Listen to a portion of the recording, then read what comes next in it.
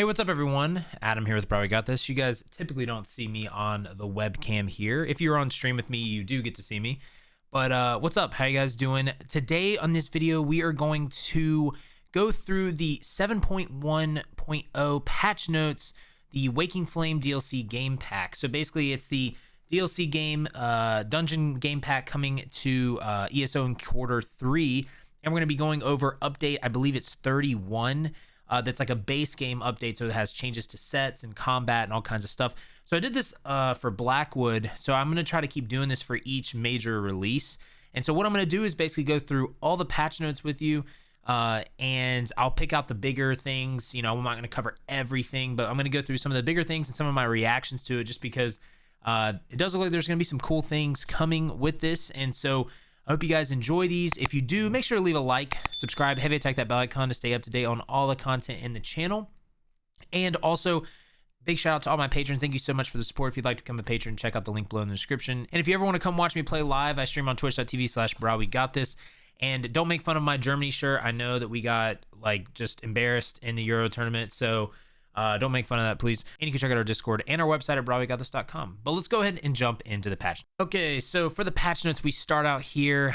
We've got a couple new item sets coming from the dungeons, some monster sets, and some rewards of the worthy item sets coming. And so these are going to be interesting. So let's go through a little bit with this, and let's see what we're looking at. So again, we got two new dungeons, two new item sets, collectibles, furnishings, achievements, titles, motifs, all that cool stuff. For the Waking Flame DLC. So that's going to be 2 DLC dungeons, okay? We also have base game stuff. So we have PvP campaign changes, rewards of the worthy, multi-threaded rendering, which is actually pretty cool. Interaction priority changes, mail reply, new collectibles, new homes, new furnishings, update 32 prologue quest, and apocalyptic situation. You know, honestly, mail reply is actually pretty like amazing, and I didn't realize like how much I actually want that. They have some fixes and improvements for all of these things. Combat gameplay, I do want to go through the combat stuff for sure, because like there's definitely some things coming with that I think is going to be interesting. But let's jump into the Waking Flame DLC. So the 2 new dungeons are Red Petal Bastion and Dread Cellar. Okay, that is some of the coolest names I've actually ever heard. Red Petal Bastion sounds awesome. For centuries, the Honorable Knights of the Silver Rose prosecuted crusades against the servants of Oblivion. Now they wield their Daedric plunder almost indiscriminately, invade Red Petal Bastion, and cover the truth behind once noble orders fall. The Empire kept its darkest secrets for Dread Cellar, hidden in the depths of Black Marsh, far from the prying eyes. The Dread Cellar, a torture chamber. Interesting. Okay. That's kind of scary. Meant to hold those. The Empire wanted to vanish. Explore this forgotten. I don't know how to say that word. Abattoir, what? Wow. And learn its secrets old and new. Red Petal Bastion and the Dread Cellar are 4-player dungeons that can be reached via Glenumbra and Blackwood respectively. Okay. So each of these dungeons include a normal version in addition to a challenging vet version. Each dungeon also features challenging hard modes for each of their 3 boss encounters. That's freaking awesome. And they also said on the stream that there is going to be some secrets in there, I think, too. So that's, you know, go wild with that, chat. Unique achievement awards are available for completing the dungeons, including unique body and face markings, unique mementos, several titles, unique housing items. By the way, I did see the motif set for the dungeons and the markings, and they're actually really sick. So I'm really excited for that. New item sets. Okay, here, chat, YouTube, whatever we want to call our viewers on YouTube, YouTubers, YouTube chat. These sets are going to be interesting. So let's go through these. For the Dread Cellar, here's the 3 sets. We got Scorion's Feast. Okay, this adds max magicka, magic recovery, weapon spell damage. When you deal damage with a fully charged heavy attack, you gain an imbued aura for 10 seconds, granting you and up to 3 other group members 307 magicka and stamina recovery. This effect can occur once every 20 seconds. If you deal damage with a fully charged heavy attack with an imbued aura active, consume it and gain an overflow aura for 10 seconds, granting you and up to 3 other group members 307 weapon and spell damage. Interesting. Okay, so that seems pretty giga brain. I'm not gonna lie. That's pretty big brain. That sounds like a set that is gonna take some practice to use, because you have to deal damage with fully charged heavy attack. That's gonna get 307 stamina, magic recovery, and then if you deal damage with a fully charged heavy attack with that active, You will then grant you and up to 3 other group members 307's weapon and spell damage. So I'm interested to see if this will be like a healer set. That's really interesting. Rush of Agony, stamina recovery, weapon damage, offensive penetration. When you deal direct damage with a blink, charge, leap, teleport, or pull ability, pull enemies within 10 meters to you. After 2 seconds, deal physical damage to all enemies within 7 meters. This effect can occur once every 8 seconds and scales with the higher of your weapon or spell damage. The pull will not apply crowd control immunity to a target. That sounds awesome. I'm actually so excited to use this. I'm excited to try this on a tank. I'm also just excited to use this on like a solo character. That sounds really cool. I love that. Crimson Oath is a heavy set, so it's armor, max health. When you use an ability that applies major or minor buff to yourself or an ally, send out a wave of energy that reduces the armor nearby enemies 12 meters by 3541 for 15 seconds. This effect can occur once every 12 seconds and will only occur if the enemy is within range. That sounds actually really cool. I don't know how.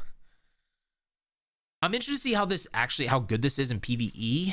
I really don't know, but that sounds really easy to use for a tank.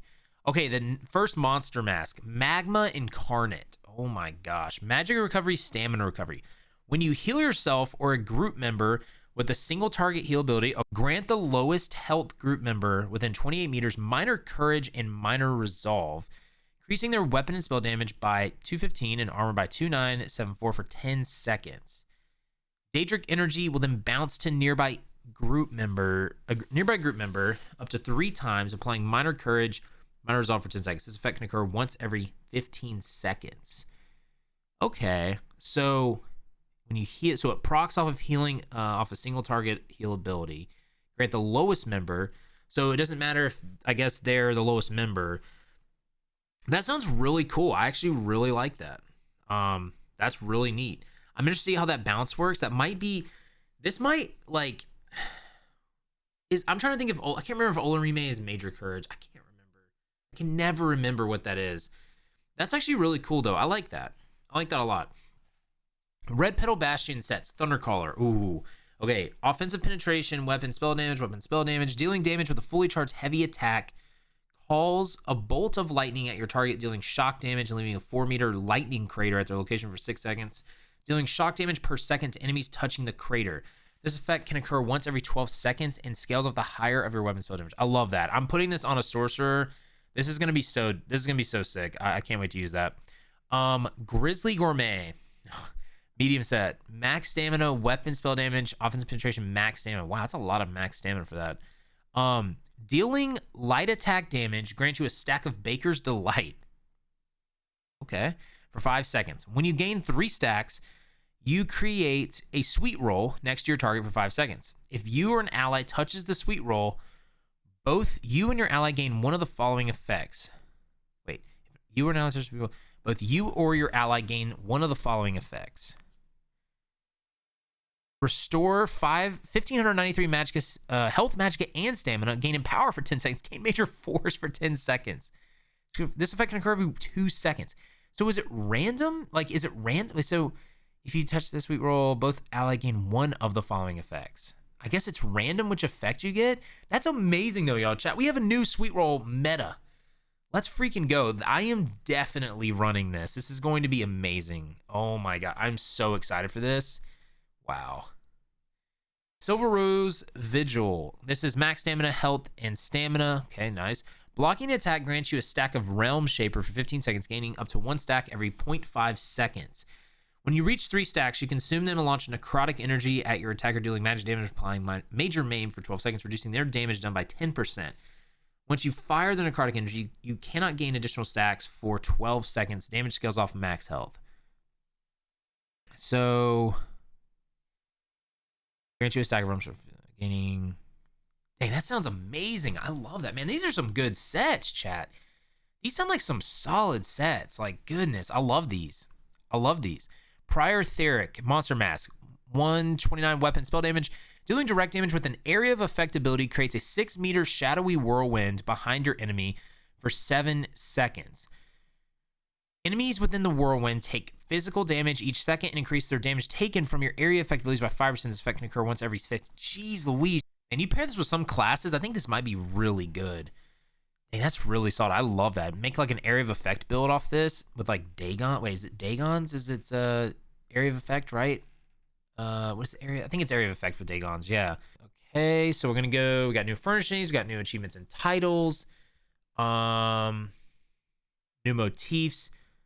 They will be released sometime after the DLC launches. Okay, interesting.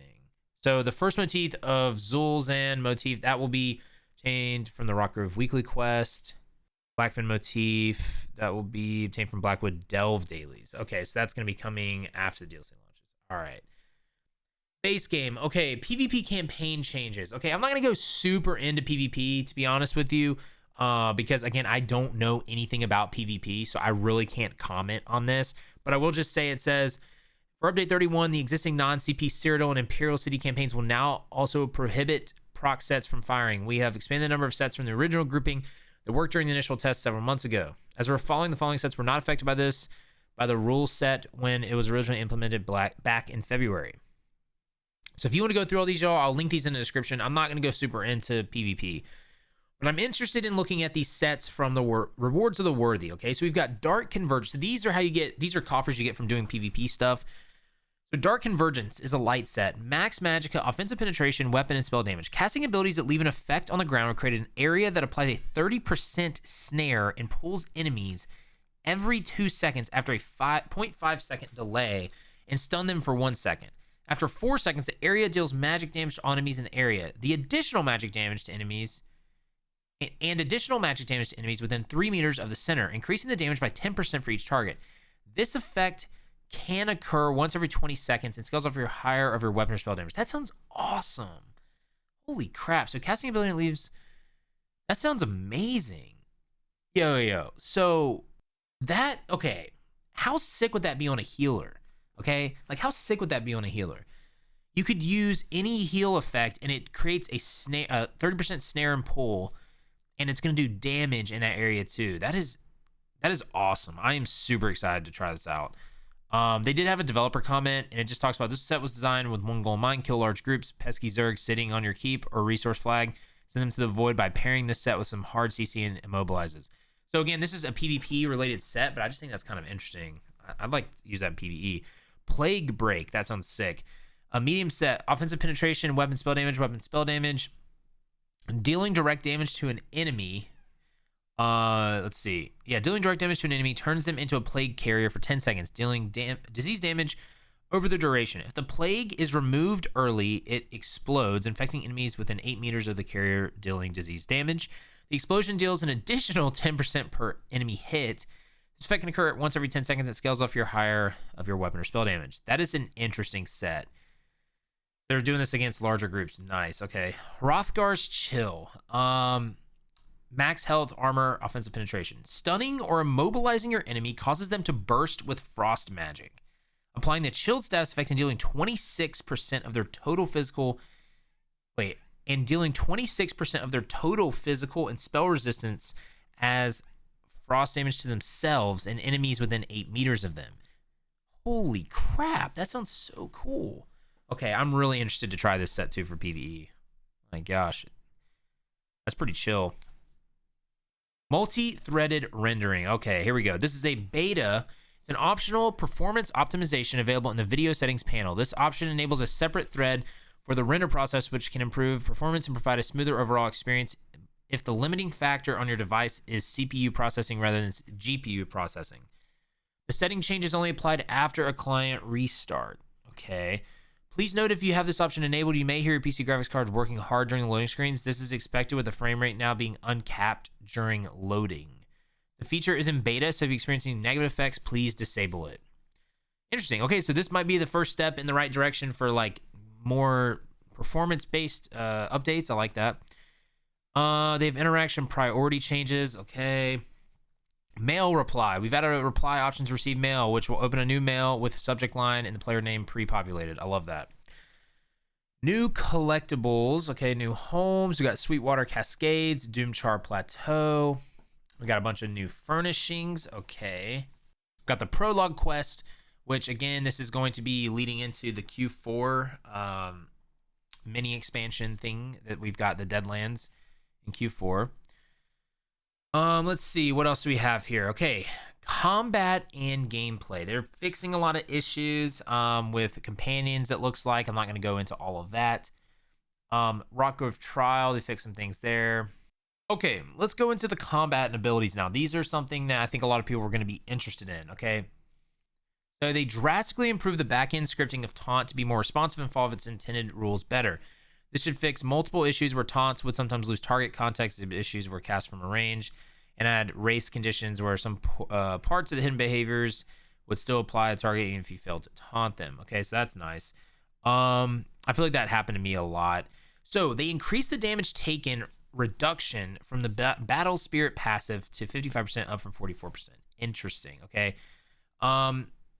So they said they wanted to do this because they wanted to, I think, lower the time to kill is what I'm understanding. So that's more of like a PvP thing, I think. And this is really cool right here. This is an interesting update because I really love this. They even noted this. So shout out to Zos. Y'all, shout out to you guys. All right. The following passives and player abilities now grant hybrid stats to help improve their viability and accessibility to off-meta builds because we love them too. Thank you. And honestly, y'all, I think this is going to be an interesting step in a direction that I don't know where we're going with it, but I really am curious to see what we're going to get with the Q4 release because it seems like they're really trying to push people trying hybrid things. And obviously, as they said, off meta, but like, I'm interested to see what the big update will be in the Deadlands. Like, there's going to be something that's pretty big because that's how it always is. There's always like either some like in-game activity or there's like, you know, like a new, like, just something new, right? So I like this. So now here are the changes with this. So I'm interested to see how many hybrid builds we can actually make now. So agility now grants equal weapon and spell damage. Balanced warrior grants 660 armor, 1320 armor rather than the spell resistance. It also grants equal spell and weapon damage values. Brutal Kerrang's bonus now grants equal weapon and spell damage values. Concentration now grants equal offensive penetration. Dexterity now increases critical damage and healing done per piece worn up to 2% at final rank rather than weapon critical, as Prodigy now grants weapon critical as well. Okay. Flawless Dawnbreaker's bonus now grants equal weapon and spell damage values. Interesting. Okay. Prodigy now grants equal crit chance. Savage Strength now grants equal weapon and spell damage values. Scaled Armor. Okay. Slayer now grants equal weapon and spell damage values. Backlash for Templar. This ability and its morph now retain 50% of the damage you deal to the target up from 20% to help be more reliable in player versus player encounters. The final explosion now scales off your spell weapon damage depending on the morph rather than magic and stamina. Interesting. Okay. Radiant Destruction. This is interesting. Okay. This is really interesting. The morph Radiant Oppression now no longer increases the damage done of the ability based on your current magicka, but instead increases the damage scaling of the execute multiplier to 500%. This should retain roughly the overall maximum power of the morph, but far less micromanagement. Green Balance for Warden, Accelerated Growth. This passive now grants major mending for 2 to 4 seconds on proc, up from 1.5 to 3. Frozen Gate for Winter's Embrace for the Warden. The ability in its morphs now traps only lasts 15 seconds rather than 30. Interesting, okay. Destruction Staff. Okay, I'm actually interested to see what this looks like. So the big one here, increase the bonuses of both the Inferno and Lightning Staff types to 10% up from 4 to 8% to help better match the power of the Twin Blade and Blunt Heavy Weapons grant. Interesting there. That's interesting. Destructive Touch. Okay. So this ability and its morphs now guarantee their respective element types status effect on hit. Okay, I like that. Increase the cost to 2,970 from 2,700. Increase the range from 50 to 50 meters from 14. Okay.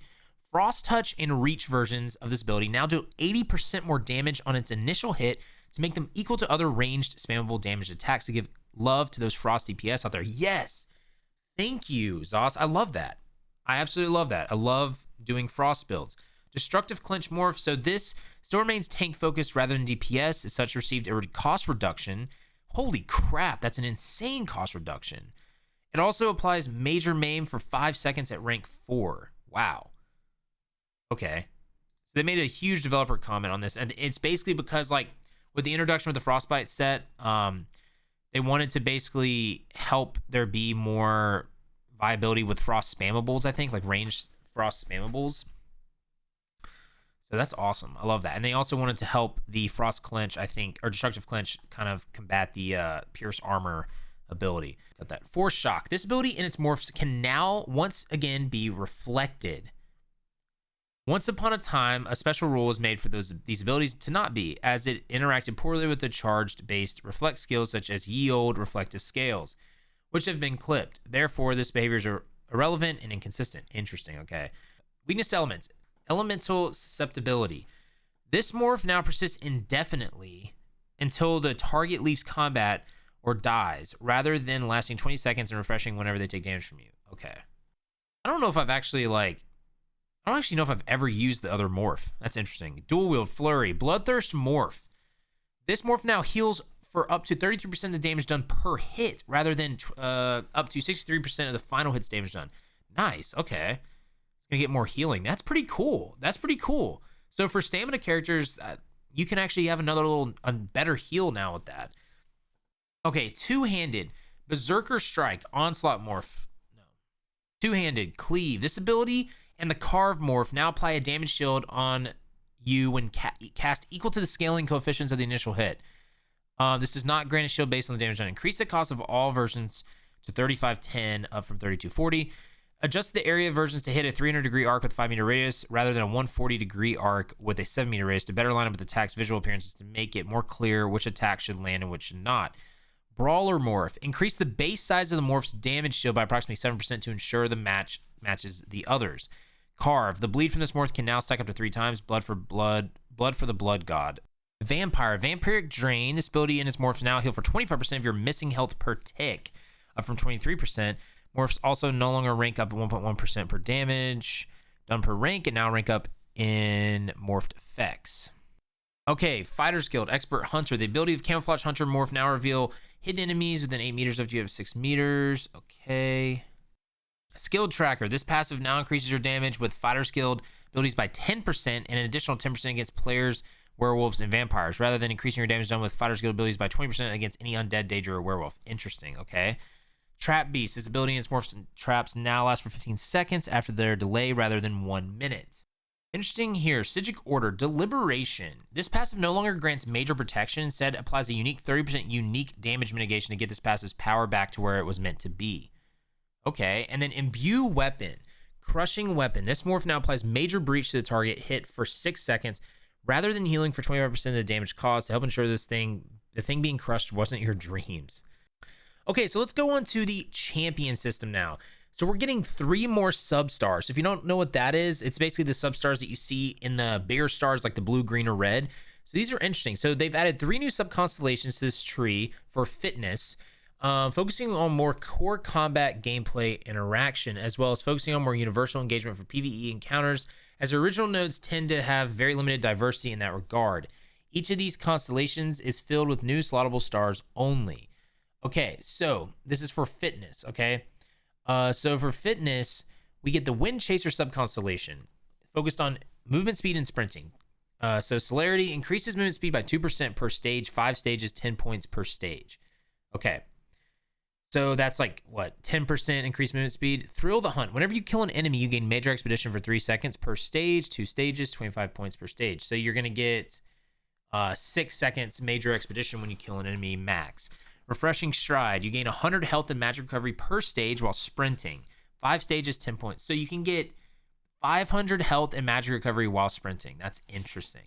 Survivor Spite is focused on pushing back, fighting against the odds. So Sustained by Suffering increases your health, magic, and stamina recovery by 30 per stage while under the effects of a negative effect. So you can get that up to 150. Wow, that's actually solid. Pain's Refuge reduces your damage taken by 1% per negative effect on you up to a maximum of 20%. Nice. Okay. That's actually really solid. Relentlessness. Jeez Louise, I can't speak. Gain major protection for 3 seconds after being stunned or feared. 1 stage. Okay. Walking Fortress. Focus on block and damage shields. Oh, baby. This is what I'm talking about, chat. This is what I'm talking about. I love damage shields. I love them, chat. Okay. Bracing Anchor. Increases the block mitigation by 4% per stage, but lowers your movement speed by 16% at all stages. Okay. Ward Master. Reduces your damage taken by 2% while blocking with the damage shield active. So you can get that up to 10%. Soothing Shield. When you successfully block an attack, you have a 15% chance to restore 147 health per stage. Holy crap. Okay, so that goes up by 5. So it's like over 750 health, I think. Whenever you block an attack, 15% chance. Jeez Louise. Okay. Ironclad has been added to Warfare. This is a slottable star, so it's reducing damage taken from direct damage attacks by 2%. Okay. Prismatic Weapon Enchants. This enchantment now deals damage equal to the normal Absorb enchantment and restores health, magic, and stamina equal to half the potency of the singular resource, rather than dealing bonus damage to Undead and Daedra. Then we have some like other item set buffs or changes or nerfs. They've got some fixes here with Crusader. It says this set now grants you a damage shield based on your weapon and spell damage for 6 seconds. And creates an area effect beneath you for 10 seconds whenever you deal direct damage with a blink, charge, leap, teleport, or pull ability every 2 seconds. The area grants you and your group members inside minor curse for 12 seconds. This effect can occur every 20 seconds. Pestilent Host can now stack between multiple wearers. Pillar of Nirn, set can now be properly blocked. Selene Monster Set. It's actually going to summon a visual bear, like an actual bear now. Interesting. So Veladreth now travels in a straight line. It's not in like a cone. That's interesting. Okay. For crafting and economy, they rebalanced the master writ randomization across blacksmithing, woodworking, and clothing crafts to produce an equal chance of random item sets to craft. Previously, some sets inadvertently had slightly higher chance to be generated. Okay, so that's really all the patch notes. They have a lot of other things in here of like just fixes for quests and stuff like that. But those are some of the bigger things that I'm interested in and that I saw when going through this. So I'll be interesting to see like what exactly or how exactly some of these things play into effect for meta or endgame type stuff. I'm really loving the item sets that Zos has introduced, like the monster sets and the item sets from the new dungeons look really cool. I'm excited to try these out. For like the sub constellations and everything, I like some of those passives as well. Again, I'm interested to see what people slot in, and I'm interested to see how that kind of forms, but I'm really interested in damage shield, so I would like to try that out as well. And then I'm interested to see how people, how they react with PvP related things, because I think they had a lot of fixes for that, and I know some people might have been wanting that, so that's good. But it's interesting that they're going to be going towards, they've started pushing things towards hybridization. I know that being a hybrid is not necessarily like meta, but it's interesting because I really wonder for the Q4 if we're going to get some sort of like thing that allows you to hybrid better, like maybe like a new magicka weapon, like a spell sword or something, I just wonder if that's what we're going to get. But I don't know. Overall, I'm pretty pleased with what I saw from the patch notes. It's nothing insane on the base game update, like nothing crazy, but we are getting some nice benefits. And again, this will probably, I think this comes out like,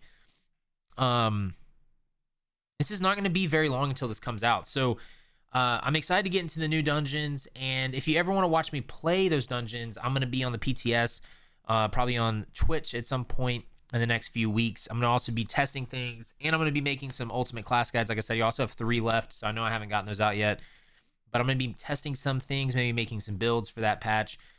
But you can check all that out on the website, y'all, brahwegotthis.com. Again, you can join our Discord to help get any help there if you need. And yeah, thank you so much for watching, and I hope you guys didn't mind having me on the camera here. I don't normally have that, but I hope you guys and gals have a great day, and I will see you guys later. Just remember to have faith, be great, and I'll see you on ESO.